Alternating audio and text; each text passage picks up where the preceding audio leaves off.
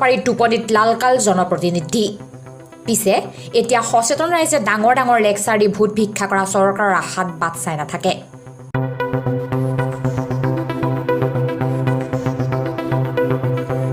চৰকাৰে কৰিব নোৱাৰা কাম কৰি দেখুৱালে নামা হেৰেহু গাঁৱৰ একাংশ যুৱকে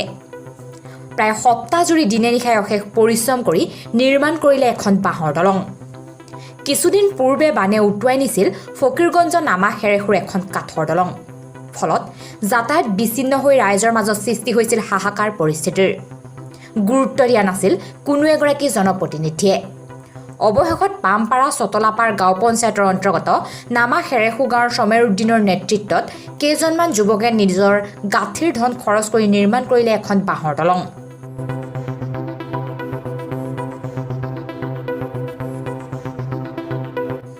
উক্ত দলংখন আজি শুভাৰম্ভ কৰে এগৰাকী সচেতন ব্যক্তি আলতাফ হুছেইনে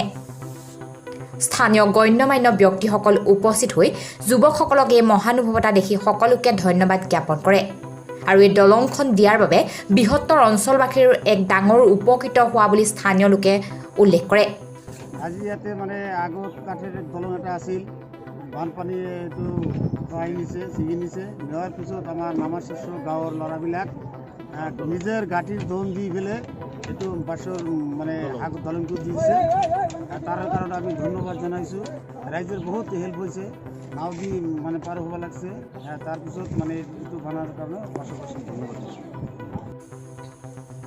জানিব পৰা মতে স্থানীয় ব্যৱসায়ী সমীৰউদ্দিনৰ নেতৃত্বত প্ৰায় 90,000 টকা ব্যয় কৰি উক্ত বাঁহৰ দলংখন নিৰ্মাণ কৰিছে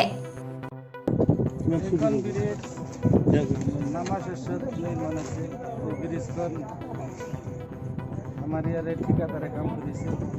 আগত পুৰণা ব্ৰিজ আছিল পুৰণা ব্ৰিজটোৰ খুঁটি উঠাই দিয়াকৈ সেই খুঁটিৰ ওপৰত জইন কৰিছে জইন কৰাৰ পিছত পানী আহি ব্ৰিজখন ভাঙি লৈছে ব্ৰিজখনৰ কাম যেনেকুৱা হ'ব লাগিছিল সেনেকুৱা কৰা নাছিল সেইকাৰণে পানী আহি দলংখন ভাঙি দিছে আমাৰ ইয়াৰে মানুহ বজাৰত আপ ডাউন কৰাত অসুবিধা হৈছিল অসুবিধা হোৱাৰ পিছত আমাৰ ৰাইজৰ ল'ৰাবিলাকে নিজৰ পকেটৰ পইচা দি দলংখন নিৰ্মাণ কৰি দিছে গাঁৱৰ মানুহৰ এতিয়া সুবিধা হৈছে সিহঁতক আমি ধন্যবাদ জনাইছোঁ ইফালে ব্ৰহ্মপুত্ৰৰ বাঢ়নি পানীৰ ফলত দলংখন প্ৰবল সোঁত পৰিছে সেয়েহে দলংখন ৰক্ষা কৰিবৰ বাবে দিনে নিশাই কাম কৰিব লগা হৈছে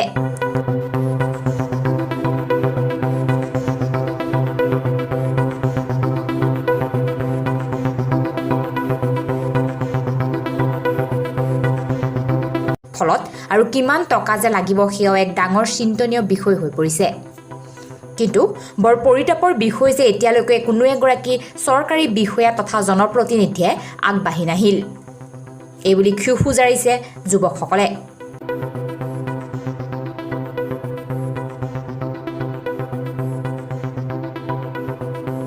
ধুবুৰীৰ পৰা ছফিকুল ইছলামৰ ৰিপৰ্ট DNA অসম